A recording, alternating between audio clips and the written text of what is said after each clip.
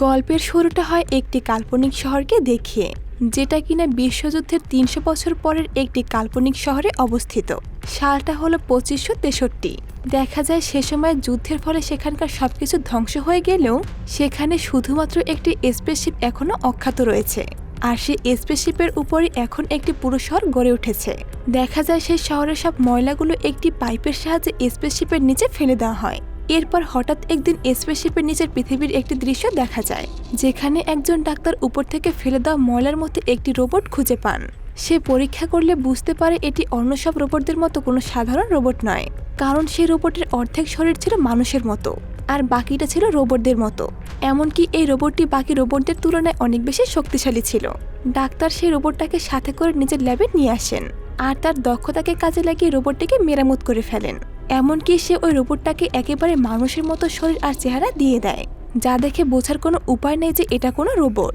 পরদিন সকালে রোবটটির জ্ঞান ফিরে সে দেখতে পায় সে এখন একেবারে নতুন আর ভিন্ন একটি শরীর পেয়েছে। তবে এসব দেখে রোবটটি ভীষণ খুশি হয়ে যায়। এরপর সে ডাক্তারের কাছে যায় আর তাকে জিজ্ঞেস করে আমি কে আর কিভাবে এখানে আসলাম, যা দেখে স্পষ্ট বোঝা যায় রোবটটির পুরনো কিছুই মনে নেই। এদিকে ডাক্তার নিজেও ভালো করে জানেন না যে কে এই রোবটটি আর ঠিক কোথা থেকে এসেছে, তাই ডাক্তার রোবটটাকে কিছুই বলতে পারে না।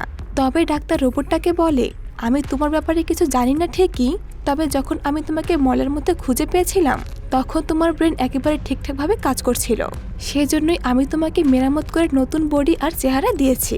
এসব বলার পর ডাক্তার রোবটটিকে বাসার বাইরে নিয়ে আসে আর তাকে আসল পৃথিবীর সাথে পরিচয় করিয়ে দেয়। এই প্রথম এভাবে এত মানুষ আর যানবাহন দেখে রোবটটি ভীষণ উত্তেজিত হয়ে যায়। এরই মধ্যে তার চোখ পড়ে উপরে ভাসমান একটি স্পেসশিপের দিকে।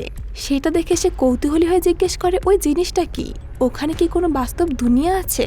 ডাক্তার বলে আসলে এই শহরটা একটা স্পেসশিপের উপরে গড়ে উঠেছিল, তবে ওই জায়গায় সব উচ্চবিত্ত মানুষেরা বসবাস করছে, তাই তাদের জীবনযাপন অনেক ভিন্ন আর উন্নত।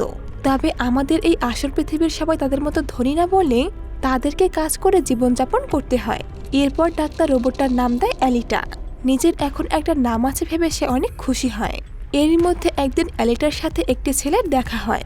ছেলেটির নাম ছিল হিউগো।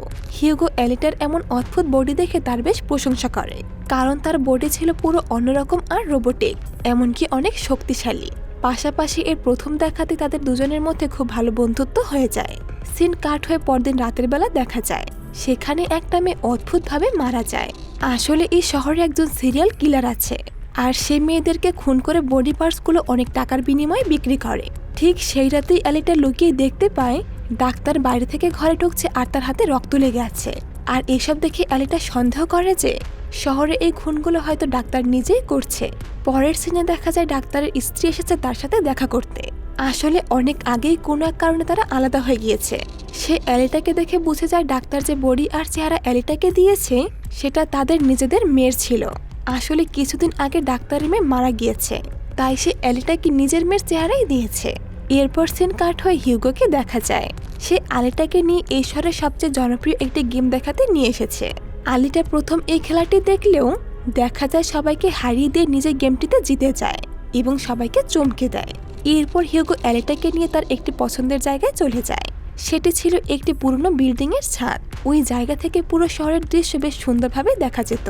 পাশাপাশি স্কাই সিটি অনেক কাছ থেকে দেখা যায়। হিউগো সেখানে বসে আঙুল দিয়ে ইশারা করে বলে যে ওই পাইপগুলোর মাধ্যমে স্কাই সিটির ভেতরে যাবতীয় জিনিসপত্রগুলো নেওয়া হয়। সে আরো জানে সে ওই জায়গায় যাওয়ার জন্য অনেক পরিশ্রম করছে। এমনকি সে অ্যালিটাকে বলে তুমি দেখো আমি ঠিকই একদিন ওখানে যেতে পারবো। এসব শুনে আলিটা জিজ্ঞেস করে ওই স্কাই সিটি দেখতে কেমন, কেনই বা সবাই ওখানে যেতে চায়।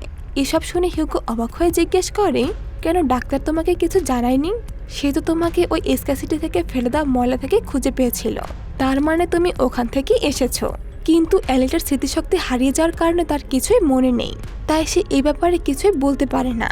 পরদিন রাত হলে অ্যালিটা আবারও ডাক্তারকে বাইরে যেতে দেখে। এতে করে তার সন্দেহ আরো বেশি বেড়ে যায়, তাই সে ডাক্তারের পিছু নেয়। তবে শেষমেশ আলিটা বুঝতে পারে ডাক্তার কোনো খুনি নয়, সে আসলে একজন ওয়ারিয়র হান্টার। সে মেয়েদের খুন করা ওই খুনিদের মেরে একটি গুদামে নিয়ে যায়। অ্যালিটা ডাক্তারের ব্যাপারে সবকিছু জেনে ফেলে, কিন্তু হঠাৎ করেই সেই জায়গায় একজন খুনি চলে আসে যে কিনা শহরের মেয়েদের খুন করত। তখন অ্যালিটা সেই খুনির সাথে ভয়ানক যুদ্ধ শুরু করে। এক পর্যায়ে খুনি প্রাণ বাঁচাতে সেখান থেকে পালিয়ে যায়, কিন্তু সে তাদের পিছু নিয়ে একে একে সবাইকে মেরে ফেলে। এরপর তারা দুজন মিলে খুনির মাথা নিয়ে একটি গুদামে আসে এবং একটি মাথার বিনিময়ে তাদেরকে $20 দেওয়া হয়। বাসায় ফিরে ডাক্তার এলিটাকে সবকিছু খুলে বলে। সে জানায় কেন এবং কিভাবে সে একজন ওয়ারিয়র হান্টার হয়ে উঠল। অনেক আগে সে, তার মেয়ে আর স্ত্রী একসাথে অনেক আনন্দে বসবাস করত। এরপর ডাক্তার একদিন রোবট বানায়, কিন্তু সেই রোবটটি উল্টো তার মেয়েকে তুলে নিয়ে গিয়ে তাকে মেরে ফেলে। তখন ডাক্তার নিজেই নিজের তৈরি ওই রোবটটিকে মেরে ফেলেছিল। আর সেদিন থেকে সে একজন ওয়ারিয়র হান্টার হয়ে ওঠে। এরপর সিন কাট হয়ে ভেক্টর নামের একজন লোককে দেখানো হয়। আসলে সে ওই শহরে হওয়া সব রেস গেমগুলোর আয়োজক ছিল। সেখানে ভেক্টরের সাথে ডাক্তারের ওয়াইফকেও দেখা যায়। আসলে সে এখন ভেক্টরের সাথে হাত মিলিয়ে কাজ করছে, কারণ ভেক্টর তাকে বলেছে সে তাকে স্কাই সিটিতে যেতে সাহায্য করবে। এর মধ্যেই সেই রোবটটাকে দেখা যায় যাকে এলিটা মেরেছিল। সে সরাসরি ভেক্টরের কাছে চলে আসে এবং জানায় তার এমন অবস্থার জন্য এলিটা দায়ী। তখন ভেক্টর রেগে গিয়ে বলে, তুমি একটা বাচ্চা মেয়ের হাতে মার খেয়ে ফিরে এসেছো। তবে রোবটটি জানায় এলিটাকে বাচ্চা মনে হলেও সে মোটেও তেমন নয়, সে সত্যি অনেক বেশি শক্তিশালী। এসব শুনে ভেক্টর তাকে আদেশ দেয় যে আজ থেকে তার একটাই কাজ, এলিটাকে মেরে তার শরীর ভেক্টরের কাছে নিয়ে আসা। এরপর রাতের বেলা হিউগো এলিটাকে নিয়ে সেই রেস দেখার জন্য চলে যায়। হিউগো এলিটাকে বলে এই গেমে যে বিজয়ী হয় তাকে সরাসরি স্কাই সিটিতে পাঠিয়ে দেওয়া হয়। এসব শুনে এলিটা বেশ এক্সাইটেড হয়ে যায়। এরপর সে এলিটাকে নিয়ে একটি নদীর কিনারায় আসে এবং সেখানে একটি ধ্বংসপ্রাপ্ত জাহাজ দেখায়। সে জানায় এই জাহাজটি 300 বছরের পুরনো, যা বিশ্বযুদ্ধের সময় শত্রুরা ব্যবহার করেছিল। এলিটা সেই জাহাজের দিকে তাকাতেই সেই জাহাজটি তাকে অদ্ভুতভাবে আকর্ষণ করে, তাই সে সাথে সাথে পানিতে ঝাঁপ দেয়। এরপর সে পানির নিচে একটি হাইটেক রোবটের দেহ দেখতে পায়। এলিটা সেই বডিটা নিয়ে ডাক্তারের কাছে চলে আসে। সে ডাক্তারকে বলে যেন তার বর্তমান বডি বদলে দেওয়া হয় এবং এই নতুন বডির সাথে তার মাথা যুক্ত করে দেওয়া হয়, কিন্তু ডাক্তার বারণ করে, কারণ এই বডিটি ছিল অনেক বেশি শক্তিশালী এবং এতে কিছু অত্যাধুনিক অস্ত্র বসানো ছিল। ডাক্তার বলে, আমি এটা করলে তুমি অনেক বেশি শক্তিশালী হয়ে যাবে, কিন্তু এটি বিপজ্জনকও হতে পারে। ডাক্তার বলেন, আমি এটা কিছুতেই করব না, কারণ এই বডি পেলে তুমি পুরো শহরটাকে ধ্বংস করে দিতে পারবে। এসব শুনে এলিটা ভীষণ রেগে যায়।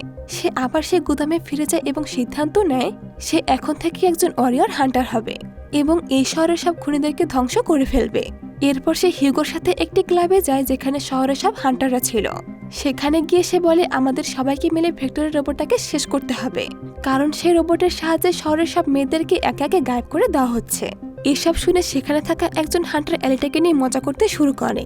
সে হাসতে হাসতে বলে, তুমি এইটুকু সাইজ নিয়ে কাকে মারবে আর কিভাবেই বা হান্টার হবে। এলিটা রেগে গিয়ে নিজের শক্তি দেখানোর জন্য তার সাথে ফাইট শুরু করে। এলিটার এক কিকে সে ছিটকে দূরে গিয়ে পড়ে যায়। এটা দেখে উপস্থিত হান্টাররা বেশ চমকে যায়, কিন্তু হঠাৎ সেখানে ভেক্টরের সেই ভয়াবহ রোবটটা চলে আসে।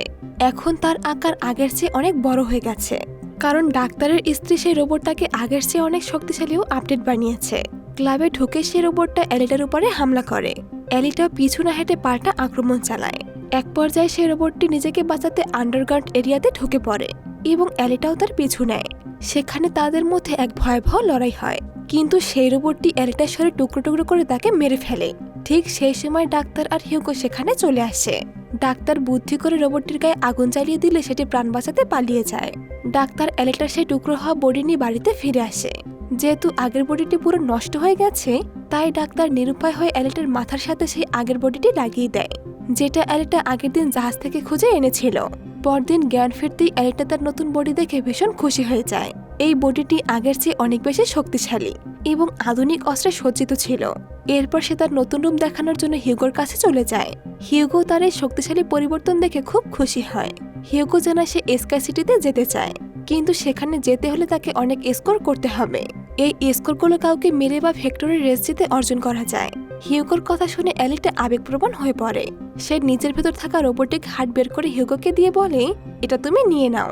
এলিটার এই হার্ট ছিল অসম্ভব শক্তিশালী, যা দিয়ে পুরো শহরে অনেকদিন বিদ্যুৎ দেওয়া সম্ভব। সে বলে, এটা বিক্রি করলে তুমি অনেক পয়েন্ট পেয়ে যাবে এবং সেই স্কোর দিয়ে স্কাই সিটিতে যেতে পারবে। কিন্তু হিউগো সরাসরি না করে দেয় এবং বলে, তোমার হার্ট তোমার কাছে যত্ন করে রেখে দাও, আমার থেকে এটা তোমার বেশি প্রয়োজন। হিউগো আরো বলে, আমার মনে হয় তোমার রেসে অংশ নেওয়া উচিত, তুমি জিতলে সেই পয়েন্ট দিয়ে আমরা দুজনেই স্কাই সিটিতে যেতে পারবো। হিউগোর প্রতি ভালো লাগা থেকেই এলিটা এই প্রস্তাবে রাজি হয়ে যায়। এদিকে ভেক্টরকে দেখা যায় সে এলিটাকে মারার জন্য বেশ কিছু খুনি এবং হান্টারকে হায়ার করে। ভেক্টর ঘোষণা করেছিল যে এলিটাকে মারতে পারলে 5 মিলিয়ন স্কোর পাওয়া যাবে, যা দিয়ে সরাসরি এসকা সিটিতে যাওয়া সম্ভব। এদিকে সেই হান্টারটি যাকে এলিটা আগে অপমান করেছিল সে তার প্রতিশোধ নিতে মরিয়া হয়ে ওঠে। সে এলিটাকে বিপদে ফেলতে হিউগোকে টার্গেট করে এবং তার সামনে একজনকে খুন করে হিউগোর উপর দোষ চাপিয়ে দেয়। মুহূর্তে সারা শহরে হিউগো একজন খুনি হিসেবে পরিচিতি পেয়ে যায় এবং তার মাথার দাম $30,000 ঘোষণা করা হয়। অন্যদিকে এলিটা হিউগোর স্বপ্ন পূরণ করতে ভেক্টরের সেই রেস প্রতিযোগিতায় অংশ নেয়, কিন্তু সেখানে তার প্রতিযোগীরা ছিল ভেক্টরের ভাড়া করা খুনি ও হান্টার, যাদের একমাত্র লক্ষ্য ছিল এলিটাকে মেরে ফেলা। রেস শুরু হতে সবাই এলিটাকে আক্রমণ করে, কিন্তু এলিটা থমকে না গিয়ে একে একে সবাইকে হারিয়ে সামনে এগিয়ে যায়। ঠিক সেই সময় হিউগোর কল আসে। হিউগো জানায় একজন হান্টার তাকে মারার জন্য তাড়া করেছে। সে রেস মাঝপথে রেখে হিউগোকে বাঁচাতে ছুটে যায়। সেখানে গিয়ে সে সেই হান্টারের সাথে লড়াই করে, কিন্তু ততক্ষণে পুলিশ আর অন্য হান্টাররা সেখানে পৌঁছে যায় এবং হিউগোকে খুনি হিসেবে মারতে চায়। কিন্তু এলিটা হিউগোকে ভালোবাসতো, তাই সে তাকে মারতে পারে না। কিন্তু লড়াইয়ের মাঝে এক হান্টার হিউগোর পেটে ছুরি চালিয়ে দেয় এবং হিউগো মৃত্যুর মুখে ঢলে পড়ে। এমন সময় সেখানে ডাক্তারের স্ত্রী আসে। সে ভেক্টরের আসল রূপ বুঝতে পারে এখন এলিটাকে সাহায্য করতে চায়। সে এলিটাকে বলে, তুমি হিউগোর মাথাটি আলাদা করে ফেলো এবং তাতে একটি রোবোটিক বডি লাগিয়ে দাও, তাহলে অন্তত সে বেঁচে থাকবে। এলিটাও তাই করে এবং সে সবাইকে দেখানোর জন্য হিউগোর মাথাটি কেটে ডাক্তারের কাছে নিয়ে আসে। ডাক্তার দ্রুত অপারেশন করে হিউগোর শরীরে একটি রোবটের বডি লাগিয়ে দেয়। হিউগো নতুন জীবন ফিরে পায় এবং এলিটার মতো একটি শক্তিশালী বডি পায়। এরপর ডাক্তার এলিটাকে একটি সত্য জানায়।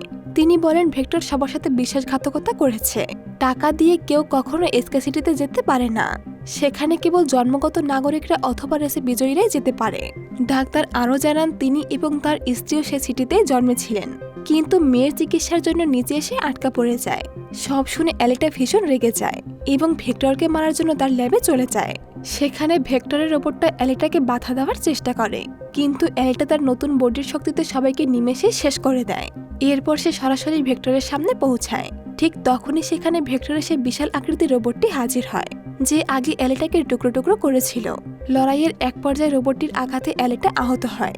ঠিক সেই মুহূর্তে তার পুরনো স্মৃতি মনে পড়ে যায়। সে মনে করতে পারে যে সে আসলে একজন যোদ্ধা ছিল এবং 300 বছর আগে এই এসকা সিটিতে আক্রমণ করতে এসেছিল, যেখানে তার সব সাথীরা মারা যায়। কিন্তু এলিটার দেহ ছিন্ন ভিন্ন করে ময়লার স্তূপে ফেলে দেওয়া হয়েছিল। তার আরও মনে পড়ে যায় এই সব কিছুর পেছনে ছিল সেই এসকা সিটির মালিক নিজেই। এলিটা বুঝতে পারে তার আসল শত্রু অন্য কেউ নয়, বরং এসকা সিটির সেই মালিক। নিজের পুরনো স্মৃতি ফিরে পেয়ে এলিটা ভীষণ আবেগপ্রবণ হয়ে পড়ে, কারণ সেই সময় সে তার সব সাথীদের হারিয়েছিল। ঠিক তখনই ভেক্টরের রোবটটি এলিটাকে আক্রমণ করে, কিন্তু এবার এলিটা তার শক্তিশালী অস্ত্র দিয়ে মুহূর্তের মধ্যেই রোবটটির শরীর মাঝ বরাবর কেটে 2 ভাগ করে ফেলে। এরপর এলিটা সরাসরি ভেক্টরের পেটে অস্ত্র ঢুকিয়ে দেয় এবং ভেক্টর যন্ত্রণায় লুটিয়ে পড়ে। হঠাৎ এলিটার কাছে ডাক্তারের কল আসে। ডাক্তার জানায় হিউগো সেই পাইপ বেয়ে এসকা সিটিতে যাওয়ার চেষ্টা করছে। হিউগোকে আটকানোর জন্য এলিটা দ্রুত সেখানে পৌঁছে যায়। সেই হিউগোকে বুঝিয়ে বলে, তোমার ওই এসকা সিটিতে যাওয়ার কোনো প্রয়োজন নেই, আমরা তো এই পৃথিবীতেই অনেক ভালোভাবে থাকতে পারি। তার কথা শুনে হিউগো রাজি হয়ে যায় এবং নিচে নামতে শুরু করে।